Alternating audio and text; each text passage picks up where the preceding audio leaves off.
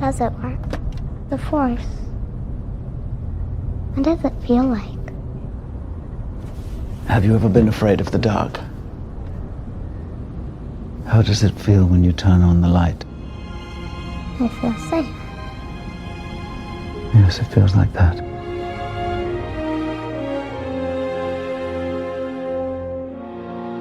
Breathe. Just breathe. Reach out with your feelings.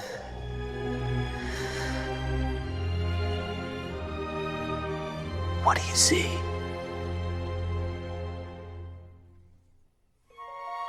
Life.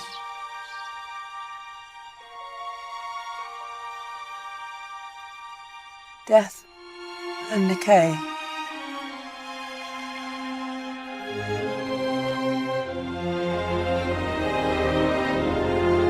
That feeds new life.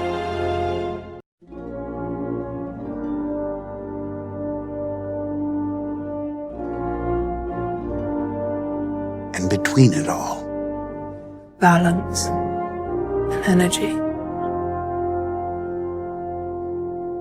A force. I hate the Force. It is said that the Force has a will. It has a destiny for us all.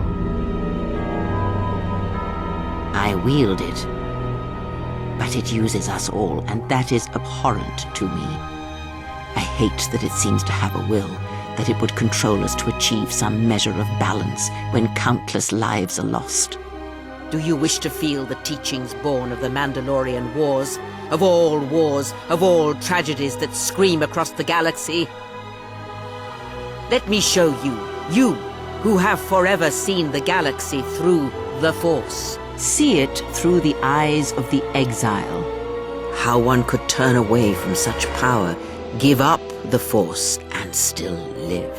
But I see what happened now. It is because you were afraid. But in you, I see the potential to see the Force die. You are beautiful to me, exile. I would have killed the galaxy to preserve you.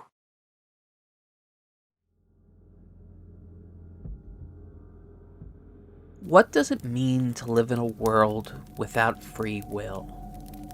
The idea of free will, whether you consciously recognize it or not, is a concept so deeply entrenched in us that it affects every action we take. Free will exists in everything, from what career or goal you might point the direction of your life toward, to what you choose to eat for breakfast. It is the belief that every step we take is a conscious choice based on our own whims and wishes, and that any success or failure we might have is, to some extent, in our own control. This sort of belief can be challenged, of course, by a myriad of environmental factors that we freely admit might be totally out of the control of the individual. But in the vast array of cases, the human mind likes to think that it has some level of control over that which exists around it. The mind likes to think that it has the freedom to impose its own will, if only over its own life.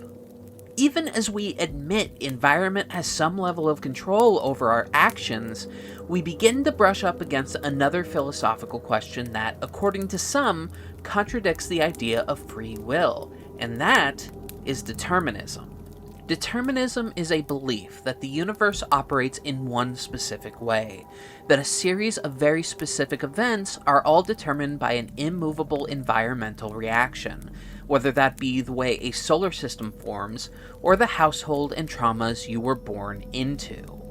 While talking about free will, we mentioned environment, because even as we talk about free will, those that aren't to the far right thought process can recognize systems of power, social forces, or even generational trauma that affect people or groups of people in a way that often dictates one's reactions and decisions in a situation based on the limits of their environment.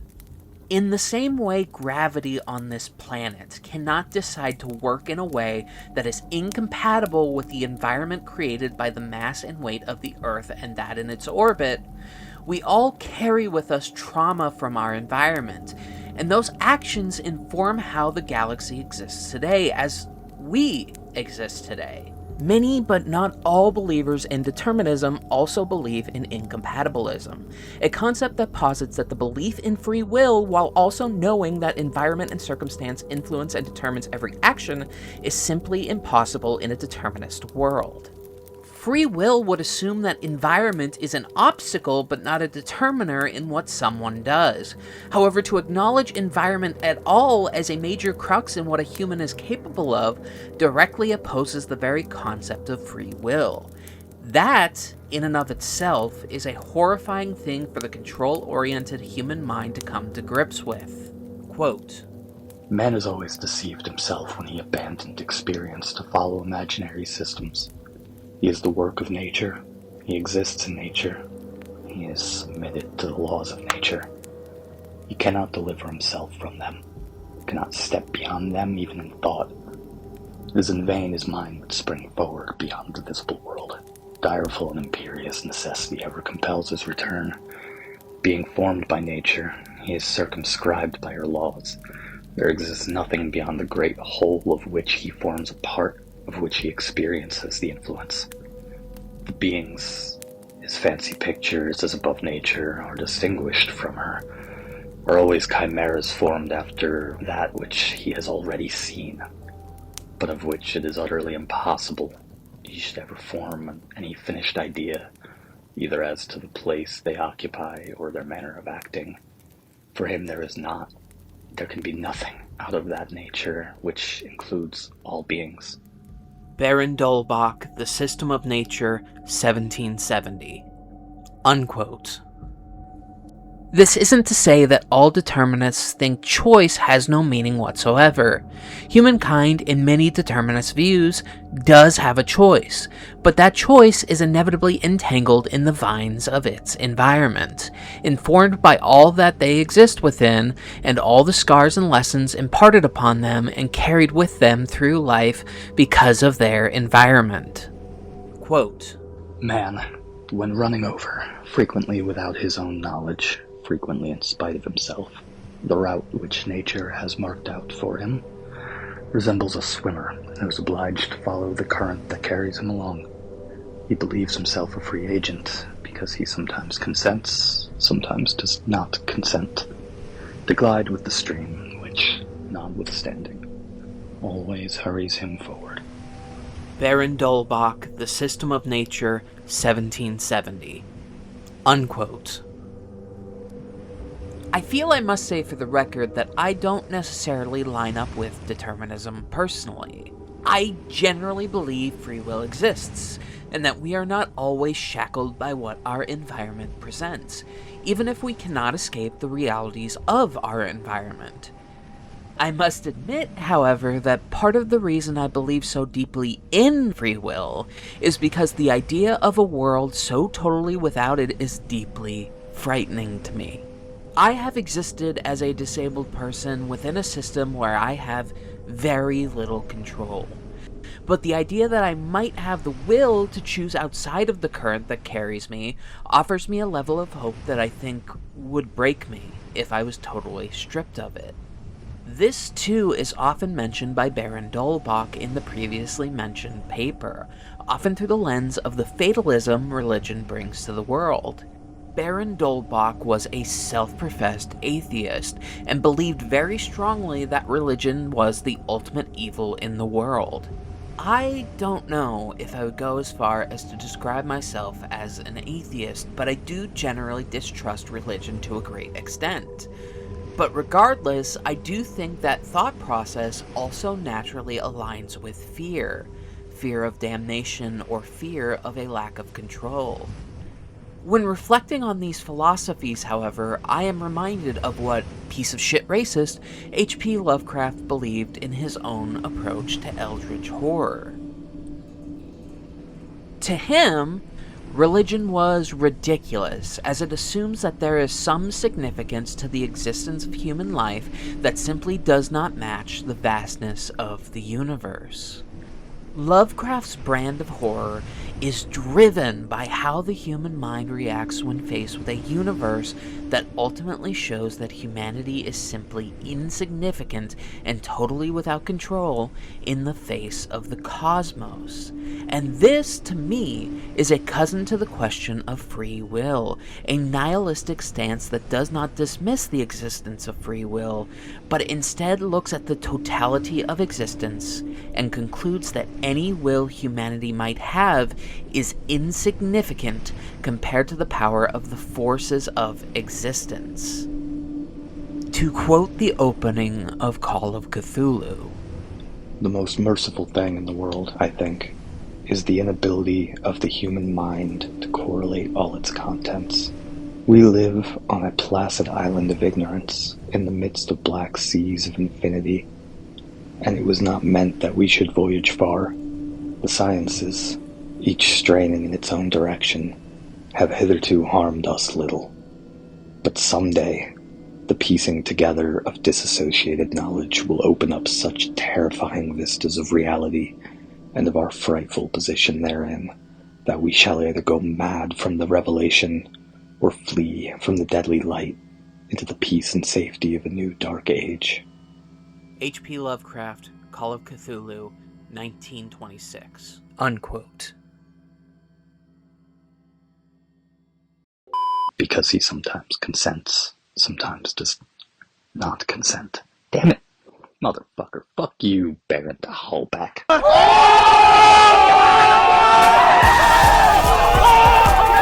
Now, one thing that should probably be made clear, based on the comparisons in this video, is that George Lucas has said that he believes free will exists within the Star Wars universe.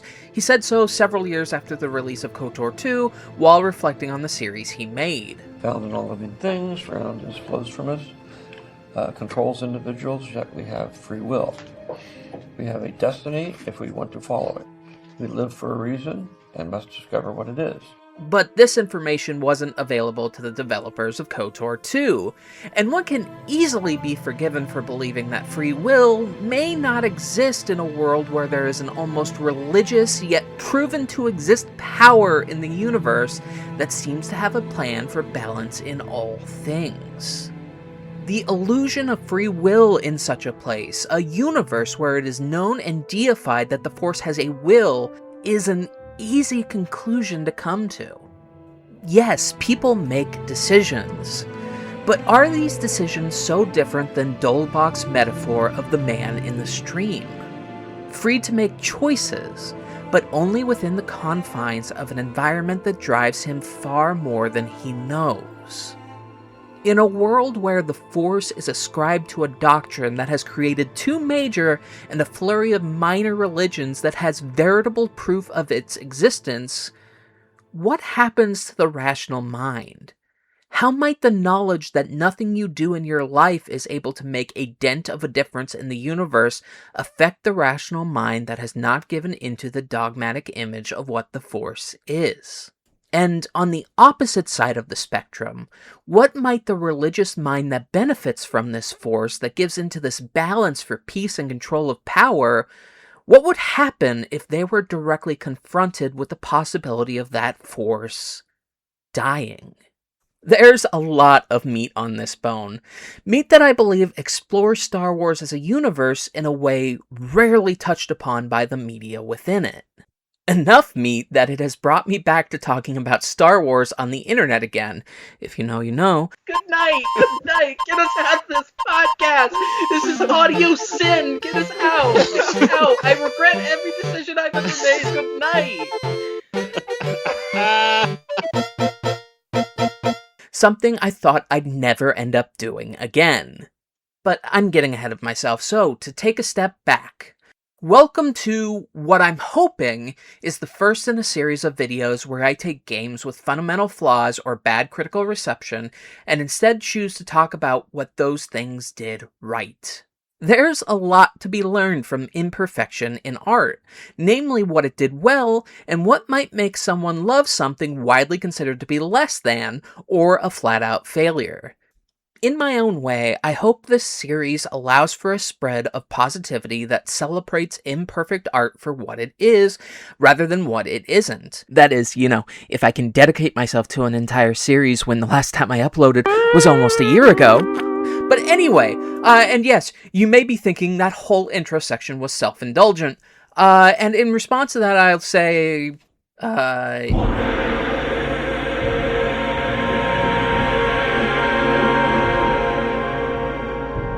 Knights of the Old Republic 2 is, at its core, an incomplete game. It is littered with bugs that range from frequent crashes, even on console hardware, to broken quests and random errors that crash entire dialogue trees. A few quests that are integral to the game experience have bugs that prevent proper completion. Character arcs and plot threads are entirely unfulfilled, and the game has a swath of cut content that hurts both the characters and the overall narrative. KOTOR 2 was an absolute mess of a launch, and the era with which it was released assured that many of these issues would never be able to be fixed by the developers that made it. I feel strange, however, ragging on the messy condition that KOTOR 2 shipped in considering the environment it was created within. KOTOR 2 was the first game Obsidian Entertainment ever shipped. And while Obsidian is a deeply respected brand in the year of 2026, in 2003 it was a company that consisted entirely inside the sweltering attic of Fergus Urquhart. Now, it wasn't as if this small group of developers were entirely without experience. This entire team namely consisted of former employees of Interplay, a powerhouse in the CRPG genre that was on its last legs. But without the backing of Interplay, this was a team of around 30 at most, starting entirely from square one and working with a base code made by BioWare, a company on the rise with access to proper resources and a corporate structure.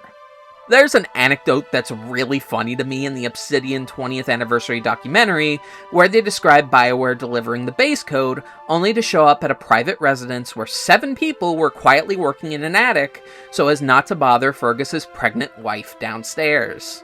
That environment should tell you immediately that KOTOR 2 was a miraculous game.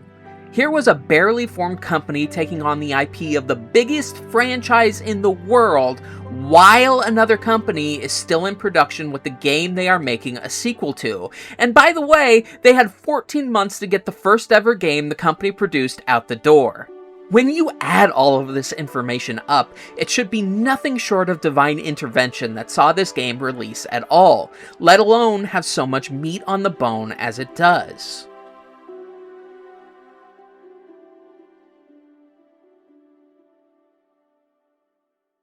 Let's start with the more mechanical advantages of KOTOR 2, as they are interesting leaps forward from what the first game offered, but not necessarily the absolute core of what saves this game from its flaws and makes it such a powerhouse within its setting and genre.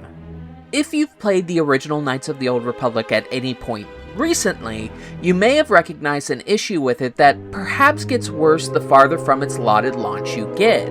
It is, at its core, a fairly simple game mechanically, much to its detriment. I've said before on this channel that I play mostly on console when the option is there. It's easier on both my arthritis-riddled body, as well as easier considering my computer is a potato that can barely run anything, much to the chagrin of my editing process on this channel.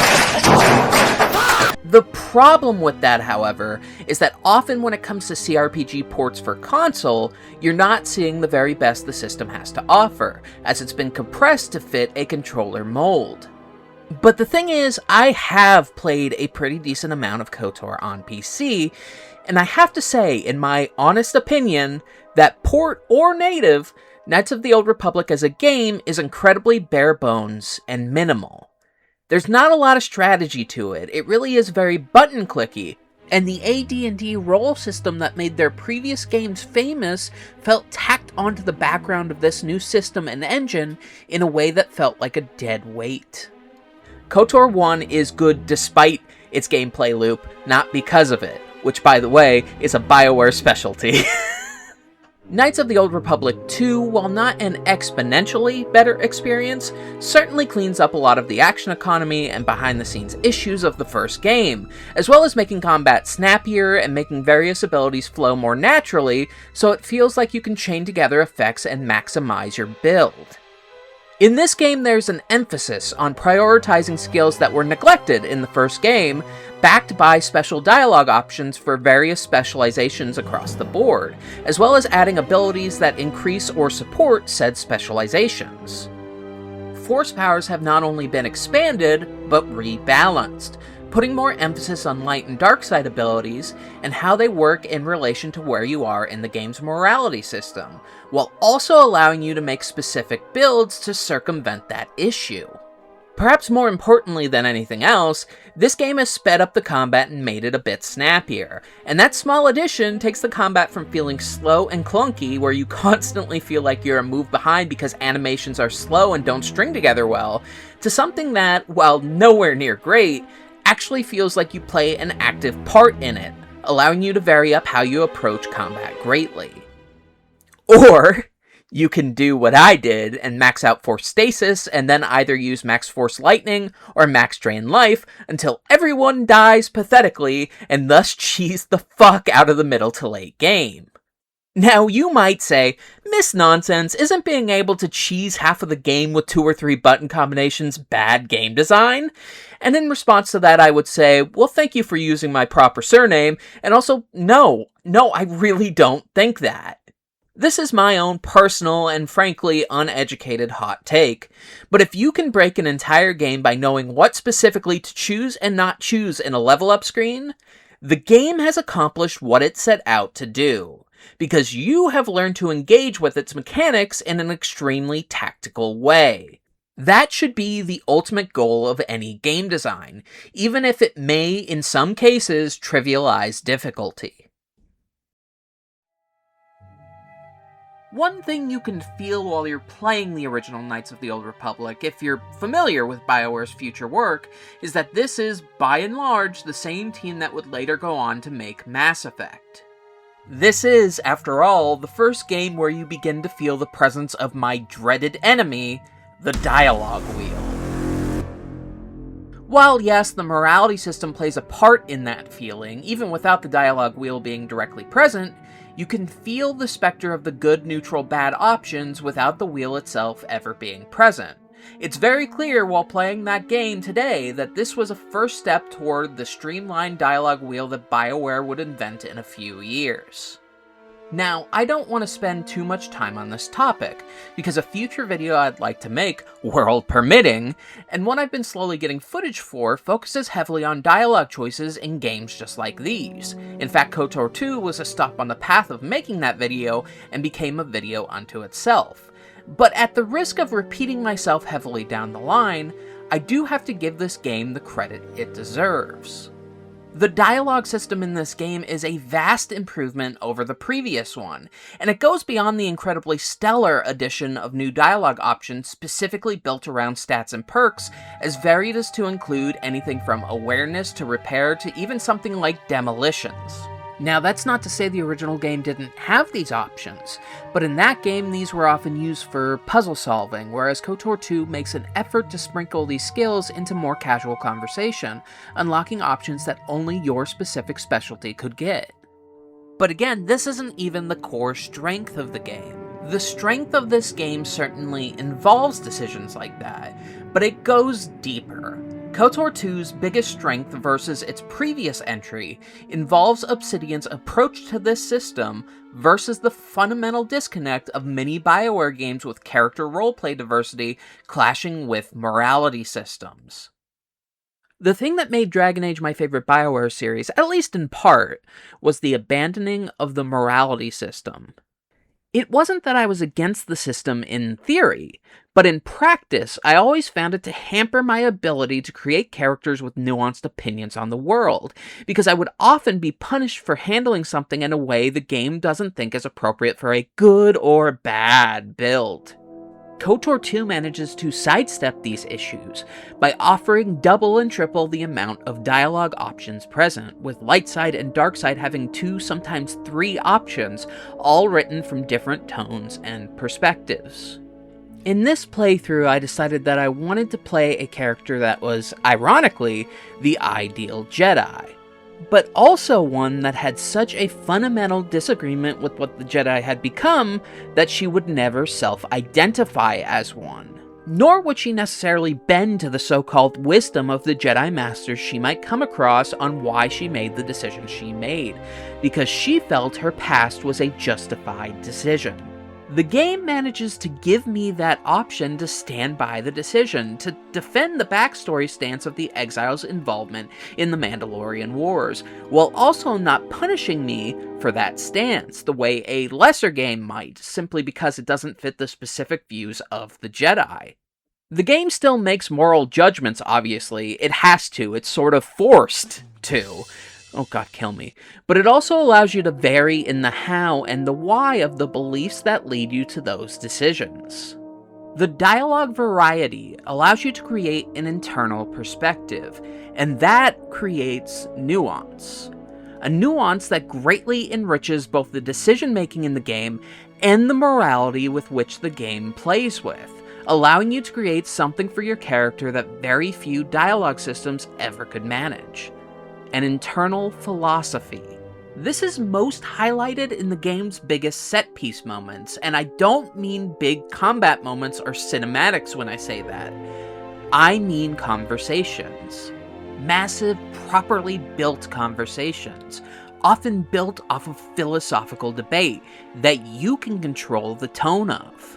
For a game that takes so many huge steps forward in terms of improved combat, what truly are the highlight moments of this game are when you're put face to face with someone from the Exiles' backstory and are allowed to have a drawn-out conversation.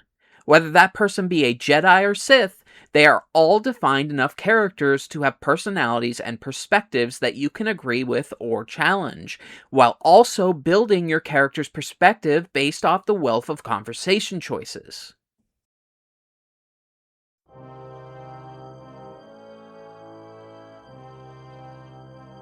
Probably my favorite moment of the entire game happens just before you get full access to the map and the rest of the galaxy. Here you're confronted with a specter of your past. Atris, the first of many former Jedi Council members you'll meet throughout the game. The Jedi, as it stands in KOTOR II, no longer exist. Regardless of the results of the first game, the Republic and the Jedi Order was so weakened by the events of the Mandalorian and Jedi Civil Wars that both organizations suffered even if they won. The Republic is on the verge of collapse, and the Jedi have been hunted across the galaxy by enemies aplenty, from HK assassin units to bounty hunters working with the Exchange to even secretive new Sith. Atris holds much of the final archives of the Jedi Order, and has been removed from the happenings of the Republic and the remaining Jedi for quite some time, growing reclusive and secretive within her handmaiden-led conclave in the ruins of Telos's polar regions. Your character is simply known as the Exile. Your character went to war for whatever reason you choose, with Revan and Malak to stop the slaughterous conquests of the Mandalorians. And your character did terrible, terrible things to assure that it was ended. And yet, as the war ended, your character walked away from Revan's new Sith and returned to the Jedi, only to be exiled. It's here, in this conversation, where the game begins to shine its brightest.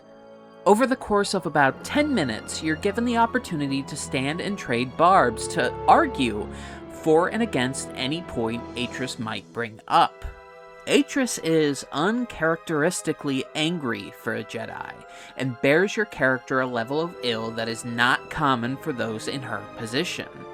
She bears a grudge against the player character that she's never been able to let go of, and wished for the Exile to be treated harsher by the rest of the Jedi Council for their actions all those years ago.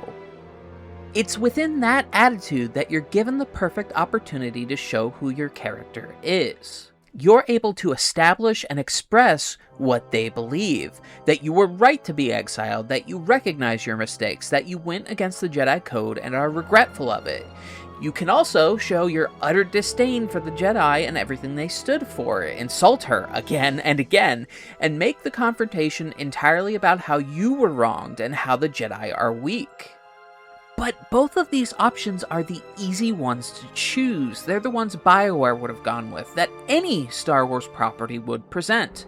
The ones that give the most into what is generally believed to be the Force's light and dark sides, its extremes in morality. KOTOR II, in stark contrast, does its best work in finding nuance within that morality scale.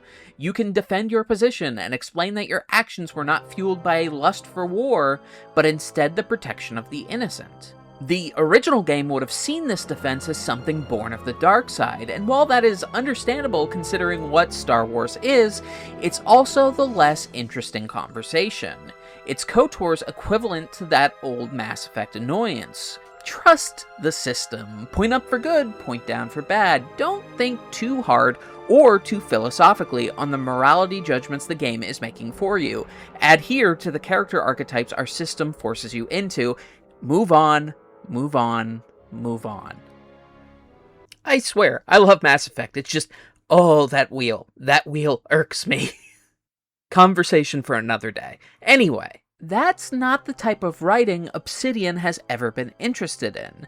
So instead you can defend your stance, you can take the road less traveled and use your intelligence and persuasion to point out the logical fallacies, to stand on the principles of your decisions. You can argue that the Mandalorian Wars were going to be lost while the Jedi idled. People were dying and believed the Jedi can and should protect them. With this wealth of options between your abilities adding dialogue and the vast array of different tones in your choices, you are allowed to have character-revealing, nuanced conversations on the ethics of passivity and war, all without being penalized for believing an unpopular, yet not directly immoral, stance. A physical victory perhaps, but the real victory lay in... You do not know... How dare you? The Mandalorian Wars should have been your grave, and Malachor 5 is where you should have died. You see shadows where there are none, and hate where there is none. You are blind, as always. I tire of fighting with you. You lust for war, and you always will, and you have succeeded in distracting me from my questions. These conversation set pieces are what make Knights of the Old Republic 2 such a rare experience, both for a game of its era, where simplicity was starting to take over, as well as a rarity as a Star Wars story.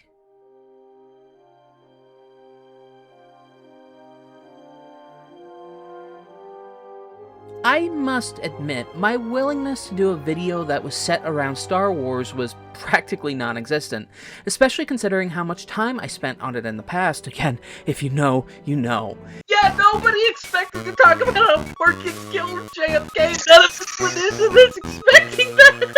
And with how detached I am from it now, it felt like I'd never engage with that universe again. I haven't partaken in anything Star Wars related since Obi-Wan released, and I don't really have a desire to at this point in my life. Now, that's not me criticizing the franchise at all, it's just more of a realization that I just don't have that love for Star Wars anymore.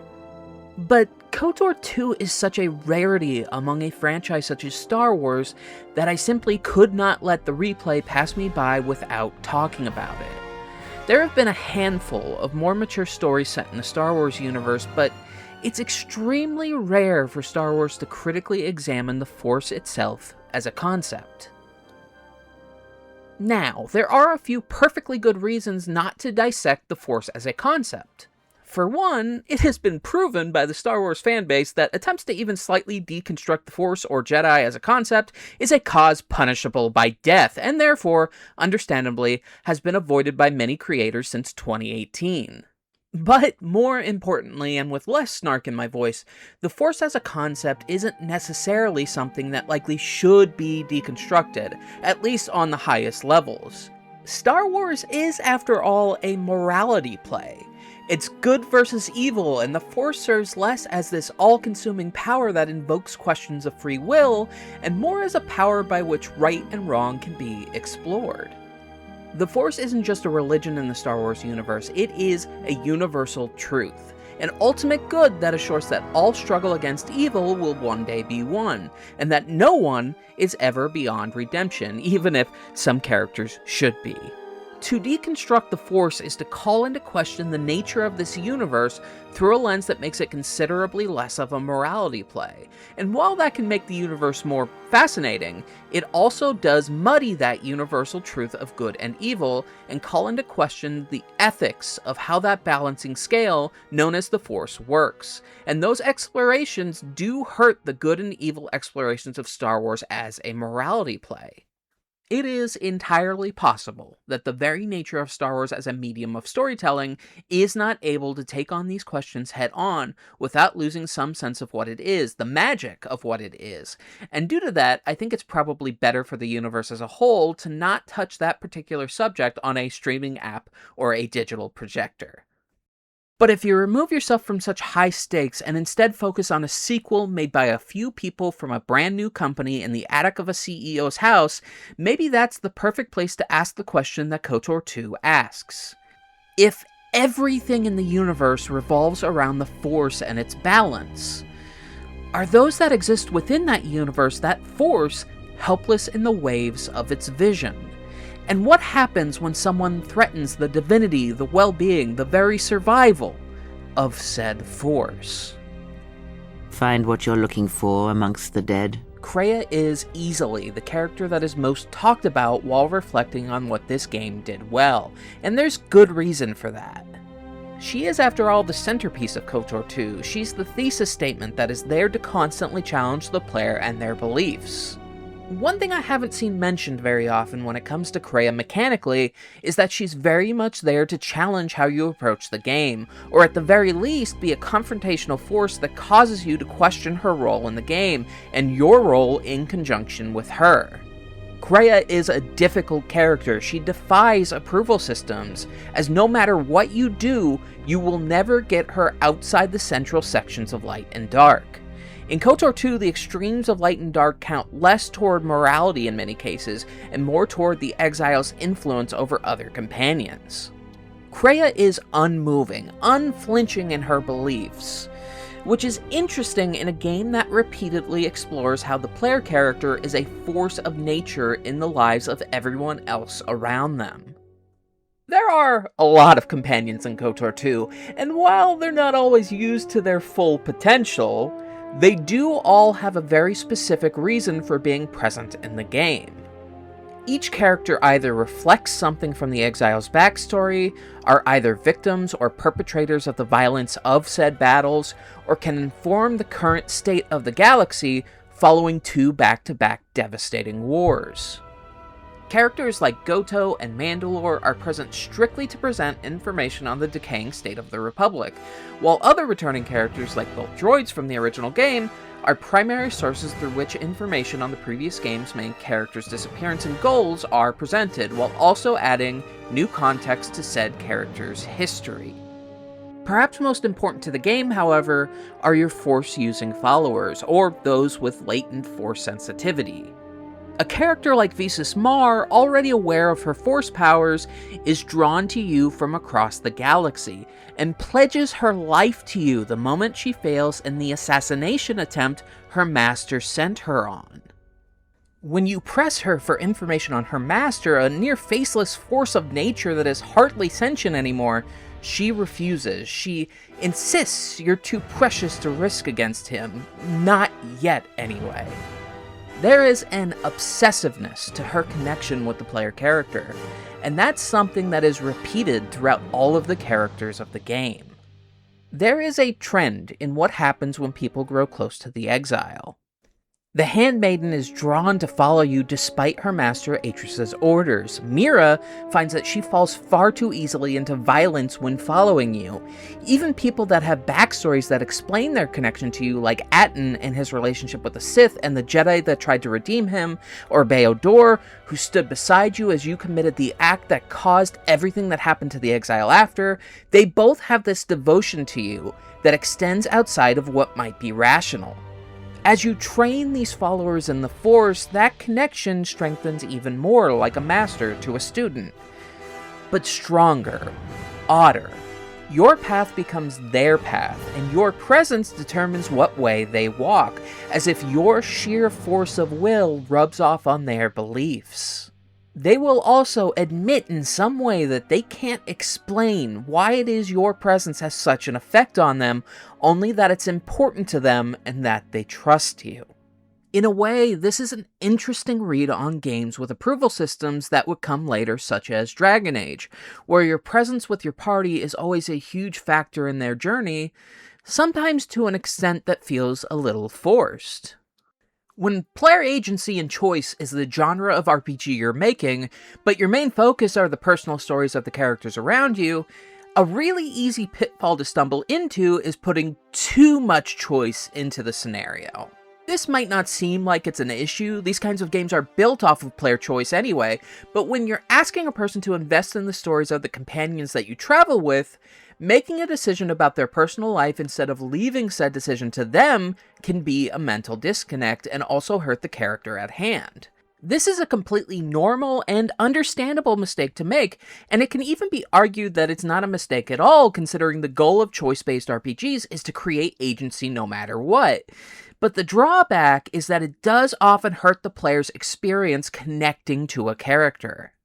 Knights of the Old Republic II ironically critiques this system in an era before it became common, by presenting an RPG party that is moved to an unreasonable degree by the player character, and backs that up with a tangible reason why they would be so wildly swayed by this person that they either barely know or haven't seen in years. This almost unnatural connection the player character forms with others guides them along paths that they may have never taken themselves, or brings parts of them out that they never would have realized on their own, and, whether either party realizes it or not, molds them in the image of the exile.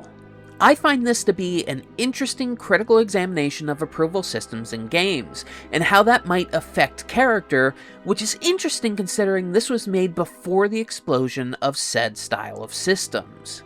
Ironically, while KOTOR II is purposefully designed as a commentary on the Force as a concept, it's also almost accidentally a fascinating commentary on the character impact of BioWare-esque games' focus on companions, and the sometimes frayed relationship that Focus has with their choice-based RPG backbone. This in-universe effect doesn't go unnoticed, as this is the exact perspective of the Jedi Council members you spend most of the game tracking down. These same Jedi are the ones that judged you when you were exiled, the last survivors of the Jedi Order of old, and throughout the game you can confront them and force them to tell you what was happening behind the scenes, or go on a bloody revenge tour against those that pushed you out of the Order and the Force. These Jedi have recognized the player character's strange ability to enrapture and connect with others, and that ability is something they have debated since the exile was a Padawan. You always did form connections to others, strong ones, even when you were a student. It was something you were gifted with, as I recall, before your fall. You formed such attachments easier than most, even to those who could feel the Force only faintly.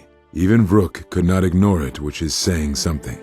Still, your ability to form such connections, to influence others, was always a subject of discussion, even when you were a student here. Perhaps it is a punishment of a sort. Each master has a different perspective, but all have been changed by your character's actions during the war, and also how they themselves handled the Mandalorian Wars. One doubles down and insists that they did no wrong whatsoever, and that they didn't have any culpability in either war, but instead those that left and disobeyed were in the wrong. Another still tries to hold true to that belief, but visibly falters, self-admittedly having been called toward the defense of those being slaughtered, but still trusting enough in the Jedi Council, in the Force, in what they might see as their religion, enough to go against his instincts and follow the Council's will. Finally, the last seems entirely broken by the events of both wars, by what your character had to say back then, and by them returning at all, in a seemingly also broken condition. He has grown distrustful of the Jedi and believes the Council was more at fault than any others would be willing to admit, and thus has exiled himself as well. And yet, no matter what their beliefs are, all still hold true to their belief in the Force, in its balance. And in the exile, they see someone that frightens them. Because at the core of the exile's sentencing, no matter what they might say, is not what the player character did or did not do during the Mandalorian Wars, or how they did or did not leave on their own, or what they have or have not done since, but instead what they represent. You see, the exile wasn't just any Jedi that joined the Mandalorian Wars, a war that the Council forbid the Jedi from taking place in, a war that inevitably fractured the Jedi Order and caused the Jedi Civil War that reaches its crescendo in the previous game. The exile is the only one of those lost Jedi, soon-to-be Sith, that returned to the Council after the Mandalorian Wars for judgment. However, that still isn't what makes them so special and so terrifying to the Council.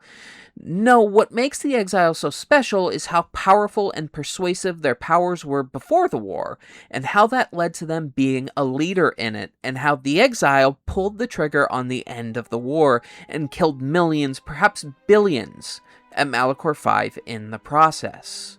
And that moment changed them forever, and more importantly, made them stranger. An anomaly. It left them a scar in the Force, one removed from it, having lost their powers in its wake, and yet still a living, grieving wound in the Force. As the events of Malachor had hurt the exile, so too had the exile's actions, perhaps even their own pain, caused a wound to the Force itself. And in the vision of the Jedi, so married to the Force as they are, that was a terrifying prospect. Terrifying that the Force could be wounded at all, let alone that a living creature could be powered by that wound. The day we cast you out, that is the moment I decided to leave the Order, because I do not believe we truly faced the reasons you were exiled, and if we do not examine such truths, then we are already lost. I think it was because we were afraid. It is a difficult thing to live one's life with the Force. To see a vision of what it would be like to be severed from it, it is more frightening than you know. When you stood before us in the council chamber on Coruscant, we felt something from you we'd never felt before. It was as if the Force had died within you, leaving you hollow. We had suspicions as to why this was, but nothing definite. But rather than try to understand, we sent you away. I think because at some level there was fear. We live our whole lives in touch with the Force, in touch with life all around us. And you had a gift in that regard. You formed bonds so easily, and they flowed deep between you and others. To see such emptiness in the Force standing before you, it's not an easy thing to face. It is not the strength of a Jedi you feel. He's right. It's all the death you've caused to get here. You feed on it, and you grow stronger. You're like Malachor. It's in you, it's what you are now. What's worse is that bonding you have. It hasn't gone away. It's gotten stronger, and the more attachments you form, the more you draw others to you. And that is why you are a threat to us all. And this brings me back to rotten piece of shit, H.P. Lovecraft's view of Eldritch horror that I mentioned earlier. The religious person is not the one who might be driven insane by the truth of the cosmos. They have a firm belief in a system outside of themselves that is so ethereal in concept that it simply cannot be proven or disproven. Even in a world such as Star Wars, the Jedi might fear the death of the Force, but they will never believe it possible enough to give in to said fear. And since their entire lives are built around the preservation and nurturing of the Force, conviction and faith will step in to protect against madness. No, it instead would be the person who is studied, who seeks to understand the universe that would be driven to madness by the sight of something that so breaks their entire understanding of the fundamental building blocks of existence. Now you understand the magnitude of what is being done. I know you. Not even the markings of the dark side can hide it. Why have you done this? I? Do you think I seek the death of all living things? There is no victory in such things. I do not want to win our war like this, little Jedi. When I win, I wish it to be because I was right, my teachings true. Kreia is the most memorable character from this game for two very distinct reasons. First, she has a very specific philosophy that, while not easy to first identify, stands up and makes sense the more you listen to her viewpoints and her stances. Kreia's entire life was devoted to the study of the Force. Much of the earlier information we have on Kreia comes from her own somewhat embittered and dismissive recounts of her history. But another solid resource is the Star Wars tabletop RPG Knights of the Old Republic campaign guide. Of course, none of this is canon now, but let's just let me live in a different world for a second, okay? Her devotion to a life of meditation and discovery left her eyes to atrophy, something that once didn't bother her, for she could still see through the Force. She, too, formed easy connections with her students, using her knowledge and wisdom to present philosophical questions about the Force and the nature of it, and of power itself, that left other masters perplexed, but her students were left on the edge of their seats. Before the Mandalorian Wars, Kreia was already a wise senior Jedi, and served as a librarian and master of great esteem, even if that respect wasn't shared by her peers. But according to her accounts, it was the Mandalorian Wars that solidified the changed perspective of the Force and its balance that she had had her entire life. Purely based off my own suspicions, I believe that Kreia always felt there was some limit or lack of full understanding of the Force that the Jedi had, and that well may be why, by several accounts, she was mistrusted by other Jedi. I also greatly suspect, and this is based off of circumstantial evidence, that at least a portion of what she studied was not just the light side of the Force. We know based off of Atris in this game that the Jedi Temple on Dantooine held a number of Sith holocrons and artifacts locked away in its sub-level. It's also inferred by the scavengers on Dantooine that someone came there before the expeditions became prominent and took a huge amount of what was present, so the conclusion can be made that the Sith hologrons that Atris has at her hideaway in Telos' polar region comes from the Dantooine Temple. We also know that Kreia spent at least some time at the Dantooine Temple, as she has a strong emotional reaction to returning there. Finally, Kreia herself admits that she sees much of her old self in Atris, to such an extent that she gifts her own name, the name that she had before she left the dark side, onto her, another librarian of the Force that felt betrayed so very deeply. Because Atris's path is one I walked long ago, and it is a chapter of my life that has been read and closed. I was a historian once, gathering the relics of the Jedi, learning the ancient mysteries. Always there were more questions. One quickly learns that the Jedi Code does not give all the answers. If you are to truly understand, then you will need the contrast, not adherence to a single idea. That, to me, makes it clear that Kreia knew more than the Jedi were comfortable with, and they were suspicious that that was the case for a very long time, which is likely why she felt ostracized within the Order. She was, after all, the person that Revan came to repeatedly before the Mandalorian Wars, and because of that, she was greatly affected by the conflict. Her greatest student, the brightest mind she had ever known, had met the call to war, and led those that sought to defend the defenseless into a conquest of the galaxy. That is why Atris and the others blamed me, sentenced me. They believed me responsible for Revan's fall. He came to me, yes, both before and after, before Revan knew himself, and after, in the times when Revan was coming to his own and learning he was more than he had been told. At one time, Revan was my Padawan, in times past, long ago. But Revan, when he had learned all he could, had other masters, that fooled Jha and other Jedi on other planets. He learned from each, but in the end, he turned back to me. When he realized there was nothing more to be learned from the Jedi except how one could leave them forever. Revan was power. It's like staring into the heart of the Force. Even then you could see the Jedi he would slay etched on his soul. Revan's choices were always his own. It was not teaching or circumstance or example, it was him. And there is something that the Council may never understand, that perhaps Revan never fell. The difference between a fall and a sacrifice is sometimes difficult, but I feel that Revan understood that difference more than anyone knew. This, I suspect, was the moment where Kreia recognized that her worldview could not line up with those she had taught unless she broadened her horizons and saw the Force beyond what she could find within the Jedi Order. And so she went to Malachor 5.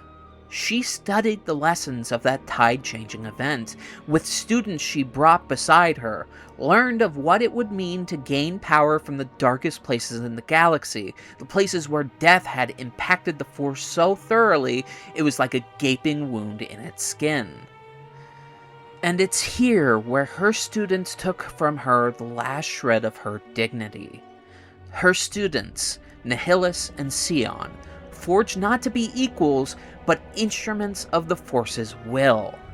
One, a sheer embodiment of the power of the Force, like a silent oncoming storm, whose sheer will is beyond mortal reasoning, who has become less a man and more an aspect of the Force. And the other, wounded in a literal sense by the Force, an addict to it, reliant on it for his very life, and thus always victimized by it, an extreme example of all who wield and yet bow to the Force's will. And it is these two almost metaphors for the Force and those that wield it that betrayed her in the most foul of fashions. I suspect it is in the wake of this humbling event that her lifelong questions were finally answered. It is the Force that is the ultimate evil in the galaxy. It surrounds us, binds us, ties us into knots so that we might never escape its current. The Force is a stream, and those that command it can only ever make choices within it, but never escape the current. Free will is an illusion in a world where there is a physical proof of an entity that robs you of all choice, or at least choice that truly matters, in its world-shifting, galaxy-changing choices that can help existence or hinder it. The world is an entity by which destiny is controlled, the same conflicts repeated again and again and again, and to exist within it and give into a Jedi delusion, a delusion that hurts more and more people with each passing year, forever caught in these constant battles of balance, is insanity. The Sith, too, for all their vaunted power, are caught in its influence. They derive power from the Force. They believe they are the masters of their own destiny, but they only exist as long as the Force wills it. Balance will always come for them, be it months or decades. The light side will always seek to eradicate the dark, an endless struggle to tip the scales and see the galaxy fall apart again and again and again. A fool with no power over the Force, ironically, has more power than those touched with it. For if a Jedi or Sith are a single controlled muscle within the grand plan of the Force, those untouched by it are an amoeba. And ironically, the amoeba is insignificant enough to have more choices in the stream because their ripple effects are not as powerful. But in the end, no one matters. All that matters is what the Force dictates. Everything and everyone is a pawn to it. In such a world, there is only one logical, one moral choice to be made. The Force must be crucified in the name of all things sane.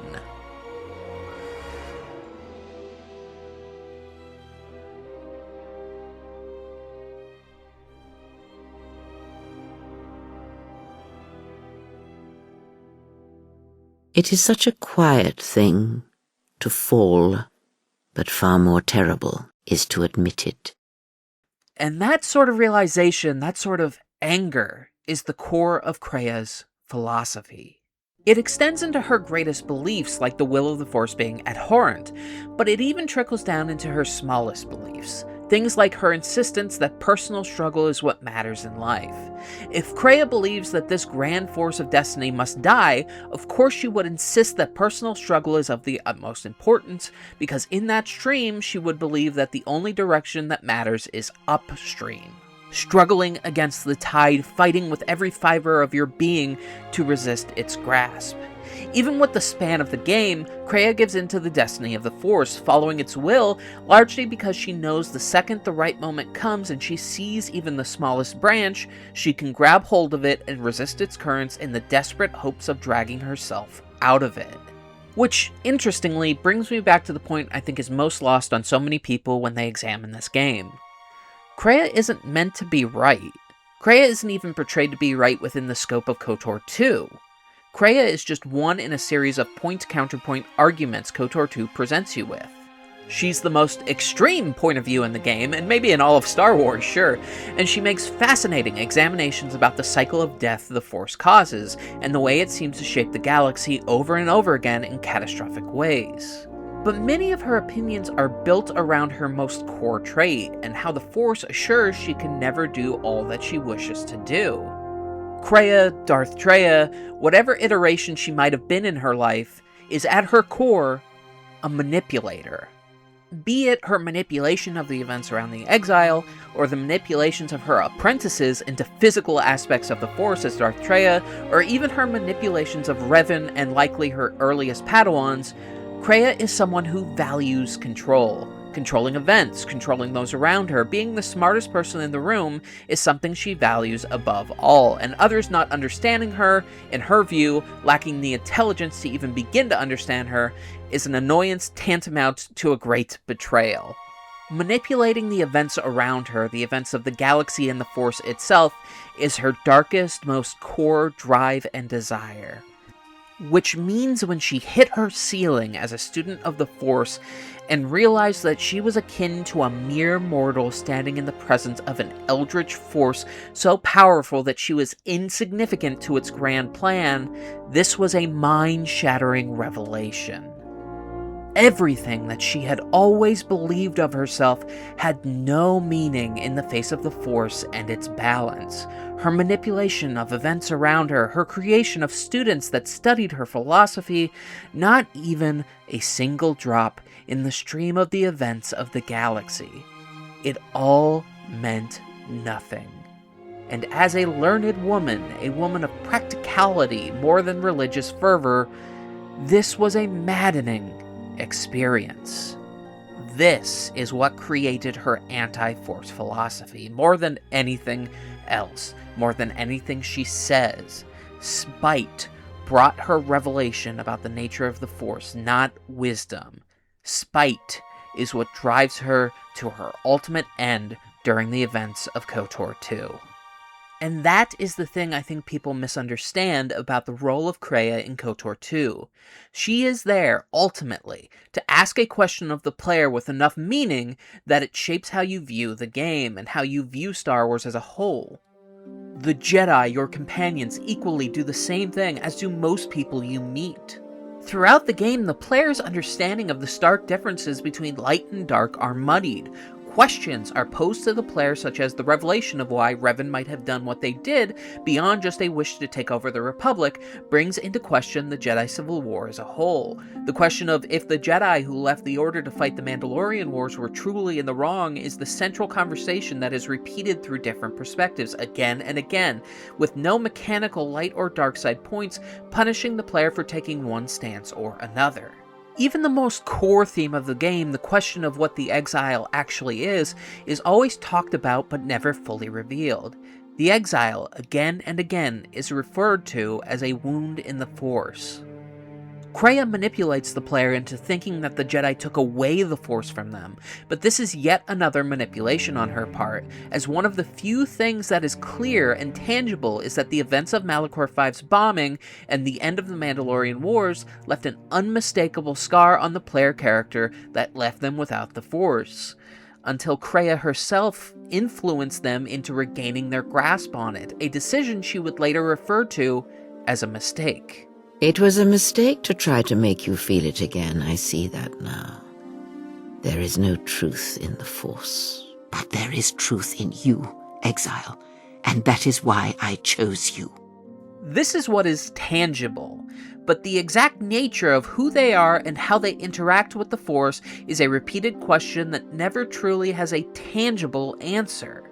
Perhaps you were expecting some surprise, for me to reveal a secret that had eluded you, something that would change your perspective of events, shatter you to your core. There is no great revelation, no great secret.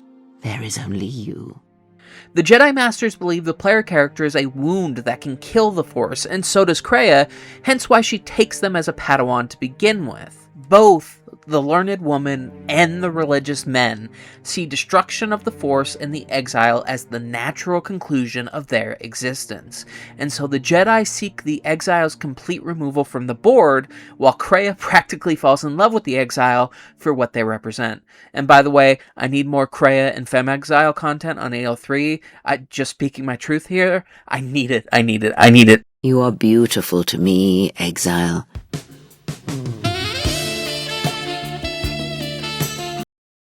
There's a scene right before the final stretch of KOTOR II, after the Jedi Masters and Kreia reveal, that I think is more important than it often gets credit for.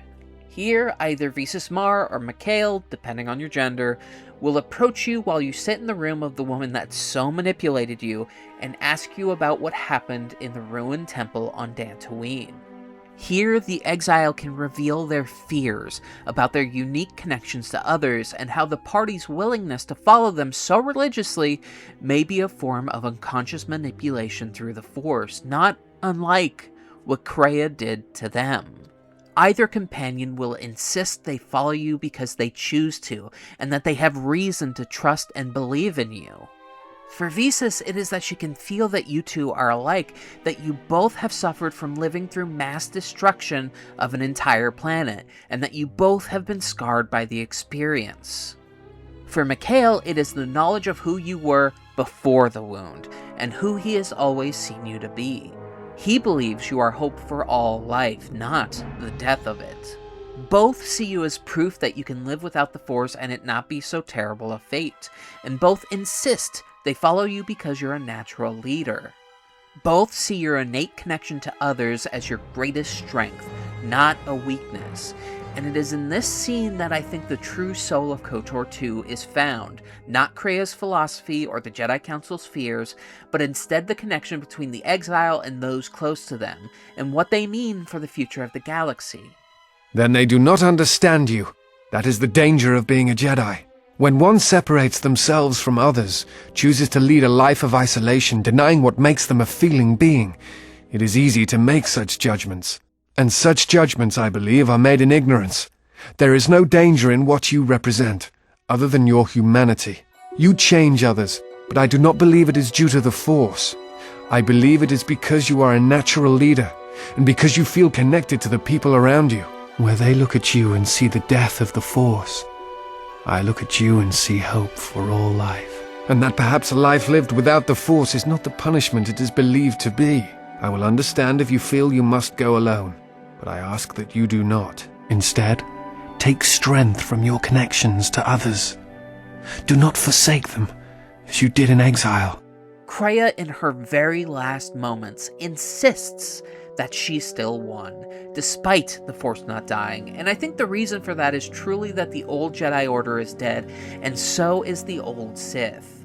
No matter what your alignment, the future of the galaxy will always remember the Exile who taught their apprentices what it is like to live without the Force, to use their wound as a lesson for all that would come after. It's not the victory she sought, but it is a strike against the norms of how generations of Force users had seen the Force, and that, in death, was enough for her. It meant her manipulations, her existence, did have some tangible effect that fought against the tides of the Force's will. Now, to put my conspiracy theory hat on, I do wonder if the devs intended to go farther with Kreia and her teachings and were told not to by LucasArts. To take this approach is bold, and it questions the very nature of the morality play that is Star Wars as a brand. There's always been rumors that the original ending of this game was meant to be a choice between saving the Force or destroying it, and I can see why George and others close to him wouldn't greenlight that. If that's the case, I surprisingly think it was the right decision. The thing that makes me love KOTOR 2 is that it asks a lot of questions of you and answers very few of them. That's why throughout this video I repeatedly refer to the game as philosophical, because it's not exactly built to answer questions so much as present perspectives for you to ponder. To make Kreia right, or to solidify the Jedi as good and right, or even answer the exact nature of the Exile's existence, would lessen those questions, create a finite conclusion that would paint the characters in the game as right or wrong, and that would defeat the purpose of the entire game. Knights of the Old Republic 2 is a mess. It's incomplete, and was rushed out the door by a studio that was not ready. But it's in that lack of polish that it finds its greatest strength, by doubling down on characters and storytelling, and by examining the Force through a philosophical lens. It asks questions of its players about something that has, by design, always been black and white, and respects the player enough for them to draw their own conclusions. There's a reason why this game is spoken of so differently by so many different fans and creators, and that's because many interpretations of its themes and philosophy are valid, because while there is obviously right and wrong in this game about light and dark side, the writers have set up many of the themes of the game to not so easily fit into either, and by doing that, it's communicating with the player that it wants you to have strong opinions that can't easily be answered by the finite good or bad morality play. And I think that ascends KOTOR 2 so far above the pit of its own failings, and assures that anyone mindful enough to pay attention to the game's story will inevitably walk away with a new opinion on the very structure of a world that's well over half a century old. That is no small feat, and it was done by a handful of people in an attic.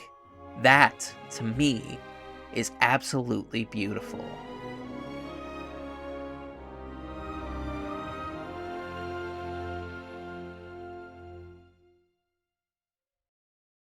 But, unlike me, you should play on PC with the restored content patch. I didn't talk about anything it added here, but it's way better. I played on Xbox and only dabbled with the restored content version because I felt it would defeat the purpose of the video if I focused too much on something that wasn't officially in the game, but yeah, it strengthens the game so much. Okay, bye!